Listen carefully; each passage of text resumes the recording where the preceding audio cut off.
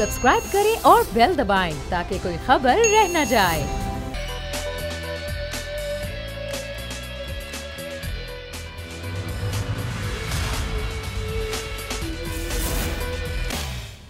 बिस्मिल्लाहिर्रहमानिर्रहीम, अस्सलाम वालेकुम। प्रोग्राम में मैं सुमैया रिजवान आपको वेलकम कहूँगी और आज चौथा जुमा है इस लॉकडाउन में सिंध में, जहाँ पर आज भी शदीद लॉकडाउन किया गया दोपहर 12 से 3 बजे तक।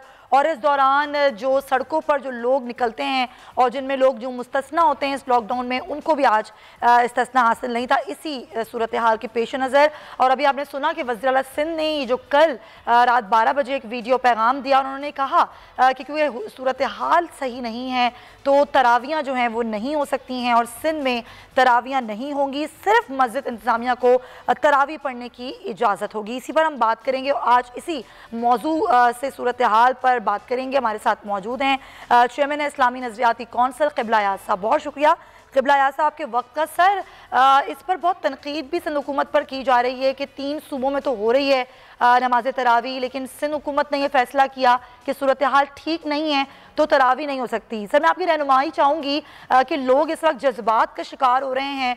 हमने कई दफ़ा ऐसा भी देखा कि लोग इस पर थोड़े से इश्तियाल में भी आ गए। हमने इस चीज़ को किस तरह से लेके चलना है कि जब पेंडेमिक है और रियासत का हुक्म है तो मसाजिद में नहीं हो रही है तरावी, तो फिर हम क्या करें?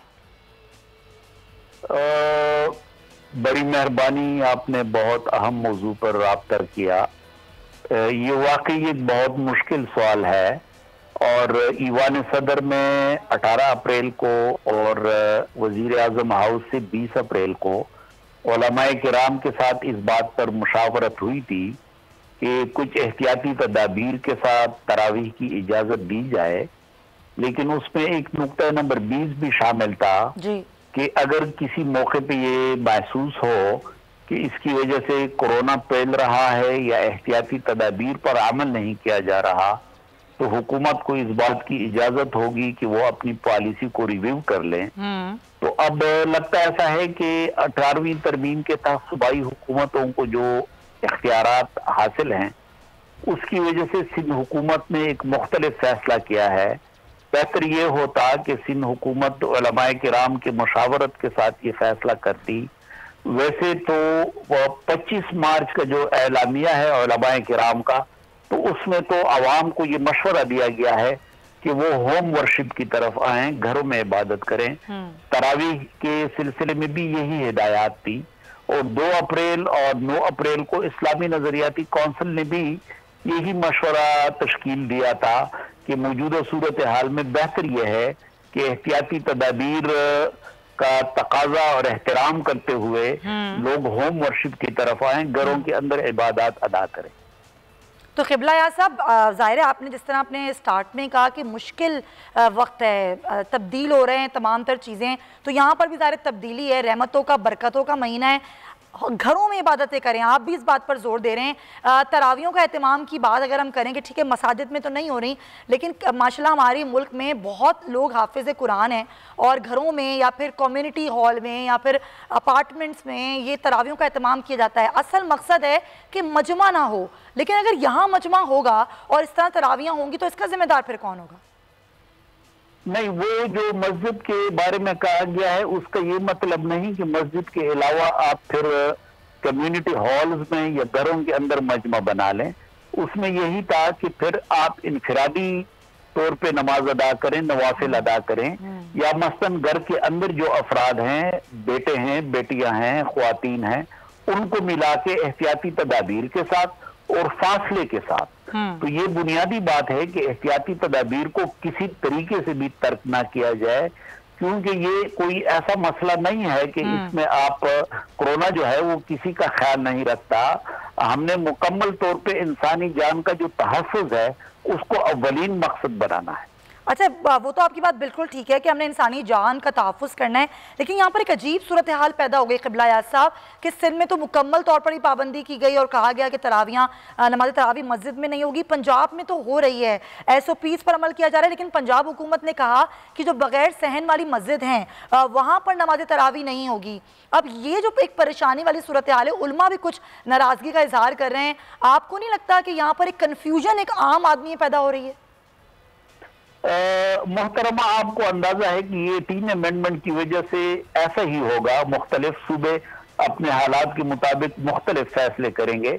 उलमाए किराम से यही गुजारिश है कि जो हिफ्ज़ान सेहत और माहिरीन सेहत की जो आरा हैं, क्योंकि ये जो कोरोना वायरस है ये एक बहुत बड़ी आलमी वबा है और इस सिलसिले में बुनियादी किरदार जो है वो माहिरीन सेहत की हिदायत का है। तो हमारी तो यही गुजारिश होगी कि उलमाए किराम इस मसले में गैर जज्बाती अंदाज से देखें और ताउन करें, क्योंकि इबादत जो है सुन्नत तरावी सुन्नत इबादत है, तो जरूरी नहीं है। हमने जो उलमाए किराम ने तो इवन नमाज जुमा के हवाले से भी ये गुंजाइश दे दी है कि लोग घरों पे नमाज ज़ोहर अदा करें और जुमे में मजमा ना बनाएं। बहुत शुक्रिया आपके कीमती वक्त क़िबला याद साहब। जिस तरीके से अभी क़िबला याद साहब कैदियों को आसान बनाना है, मुश्किल नहीं बनाना है, ये वक्त जज्बाती होने का नहीं है। इसी पर हम बात करेंगे। चीफ न्यूज़ ऑफिसर हैं, सीनियर सहाफ़ी हैं फैसल अजीज़ खान साहब हमें ज्वाइन कर चुके हैं। फैसल साहब, वक्त मुश्किल है और ज़ाहिर है ये पहली दफ़ा दुनिया इस ऐसी सूरत हाल का सामना कर रही है। इस सूरत हाल में हम लोग अपनी ज़िंदगियों को कैसे आसान बनाएं कि ये जो महीना है रमज़ान का, बरकतें भी समेटें और रहमतें भी समेट लें? सुमैया, बात बहुत सिंपल सी है, लेकिन हमारे मुल्क में बहुत सारी सिंपल चीज़ों को बहुत तोड़ मड़ोड़ के अपनी सियासत की नज़र करके आवाम के लिए मुश्किल करके पेश किया जाने का एक मुकाबला जारी है।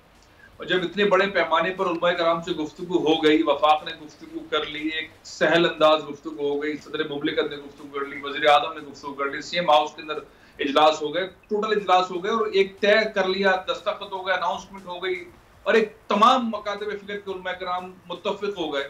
उसके बाद हमने देखा कि सिंध हुकूमत जो है वो एक 18वीं तरमीम के तहत एक ऐसी चीज को लेकर आती है कि मैं ना मानूं, मुझे तो लग ऐसा रहा है कि ईद का चांद भी जो है वो मुराद अली शाह साहब प्रेस कॉन्फ्रेंस करेंगे कि सिंध के अंदर ईद जो है वो वफाक के मुताबिक। तो आपको क्या लग रहा है, गलत फैसला सिंध हुकूमत का? बिल्कुल गलत। असल में बहुत सारी चीजें ऐसी हैं जिसमें ग्राउंड के ऊपर सूरत हाल ठीक और है और प्रैक्टिकल सूरत हाल मुख्तलिफ है। एहतियात का जो तरीक़ेकार है उसके अंदर जो ताउन होना चाहिए, जो गुफ्तगू का एलिमेंट है, जो मफाहिमत का एलिमेंट है, जो डिस्कशन का एलिमेंट है, जो मुख्तलिफ मुकातिब फिक्र के लोगों को शामिल करके फैसला करने का एलिमेंट है, वो सिंध हुकूमत नहीं कर रही है। और अगर वफाक भी कर रही है तो उसको मान नहीं रही है। ताजरों के साथ पंजाब हुकूमत के अंदर जो डीलिंग है फैसलाबाद में, गुजरावाला में, सियालकोट में, लाहौर में, वो बिल्कुल मुख्तलिफ है। यहाँ पे ताजरों को गिरफ्तार कर रहे हैं, मार रहे हैं, रिमांड ले रहे हैं, जेलों में डाल रहे हैं। उस शहर के ताजरों को डाल रहे हैं जो 70% रेवेन्यू देते हैं, जो सबसे ज्यादा टैक्स देते हैं। डायलॉग का जो प्रोसेस है ना, वो सिंध हुकूमत नहीं कर रही। अथॉरिटी बॉस बनी हुई है, लीडर नहीं बन रहा। मुराद अली शाह बॉस बना हुआ है और वो ऐसे फैसले कर रहे हैं जिससे नफरत में और एक मुख्तलिफ किस्म के सब्जेक्ट के अंदर इजाफा हो रहा है। बिल्कुल सही पॉइंट। लेकिन ये जो आप कह रहे हैं कि ये कोऑर्डिनेशन नहीं है, जो है वो उसका फुकदान है कि डायलॉग तो हो रहे हैं लेकिन अंडरस्टैंडिंग उस तरह नहीं। वो कहते हैं कि यार फैसले गलत भी हैं तो नीयत हमारी अच्छी है, अल्लाह ताला हमारी नीयत देख रहा है। ये हमारे जो सीएम है वो ये कहते हैं। अब जरा ताजरों की आपने बात कर दी फैसल साहब, मैं उसी पर आगे बढ़ूंगी। उस पर भी क्या SOP आ गई है कि रमज़ान मुबारक में आप जानते हैं नाजरीन कि सबसे ज़्यादा कारोबार होता है। रमज़ान मुबारक में लोग अपनी तैयारी ईद के हवाले से भी करते हैं, शादियों का सीज़न भी होता है, लेकिन ज़ाहिर लॉकडाउन है उसमें थोड़ी नरमी ये की गई है कि अब कारोबार तो खुलेगा लेकिन ये होगा ऑनलाइन। और ऑनलाइन कारोबार जिसकी हमें आदत नहीं है वो करेंगे कैसे, इस पर ज़रा बात करूंगी। रिजवान इरफान साहब हमारे साथ मौजूद हैं, सदर हैं कराची इलेक्ट्रॉनिक्स मार्केट के।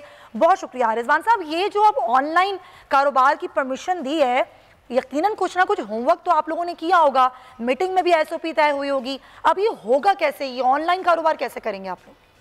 सबसे पहले तो हमने उनसे रिक्वेस्ट की थी कि हमारी मार्केटें खुलनी चाहिए।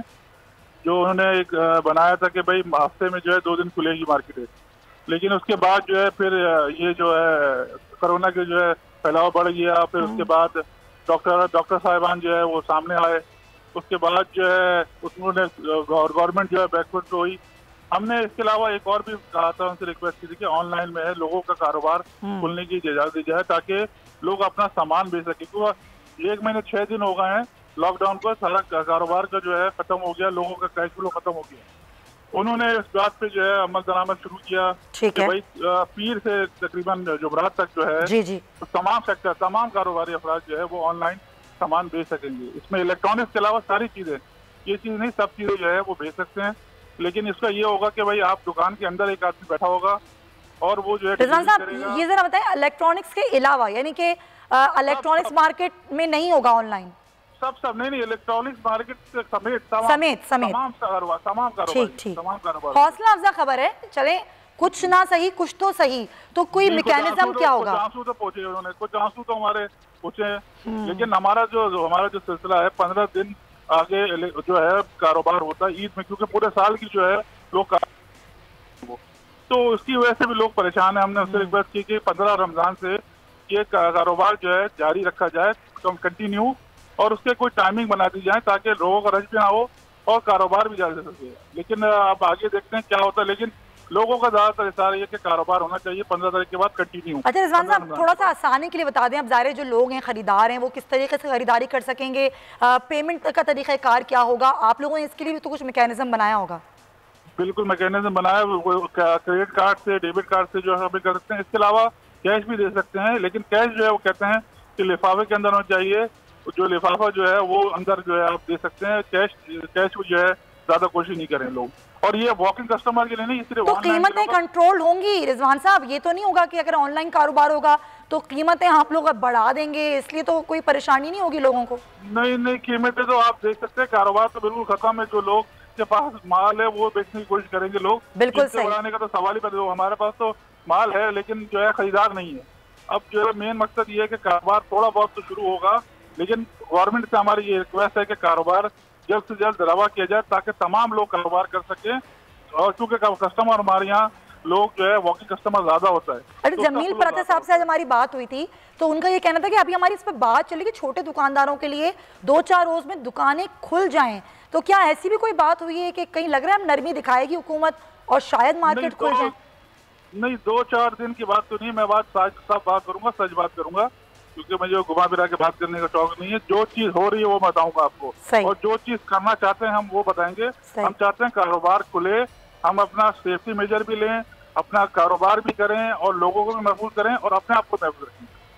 बिल्कुल सही, बहुत बहुत शुक्रिया आपका रिजवान इरफान साहब, बड़ा क्लियरली उन्होंने बताया कि हमारी कोशिश है कारोबार चले, कुछ ना कुछ तो हो। उन्होंने कहा कुछ तो आंसू पोंछे हैं हमारे, और उन्होंने खरीदारों के लिए बता दिया कि किस तरीके से आप खरीदारी कर सकते हैं। आसानियां तो हो रही हैं फैसल साहब, लेकिन जाहिर है अब ये वही बात है कि अभी टाइम लगेगा हमें इस माहौल में अपनी चीज़ों को चलाने में। लेकिन क्या हुकूमत डर ज़्यादा गई है या फिर ये कोई और ही कहानी है? ये क्या लग क्या रहा है आपको? देखिए, हुकूमत का बार बार रिव्यू कर फैसले करना जायज़ है, उनकी जिम्मेदारी है, और इसके अंदर मुशावरत का अमल अच्छी बात है कि जैसे जैसे सूरत हाल आगे देखे उसके बाद अपने फैसलों को रिव्यू कर लें। लेकिन भूख से मरने देना, इकोनॉमी को जिंदा ना करना, ना चलने देना, इससे मुतालिक फैसले ना करना या उसको डिले करना, ये भी हुकूमत के जो मुताल्लिका इदारे हैं और हुकूमत में जो शामिल गुजरा हैं उनकी एक कोताही करार दी जाएगी।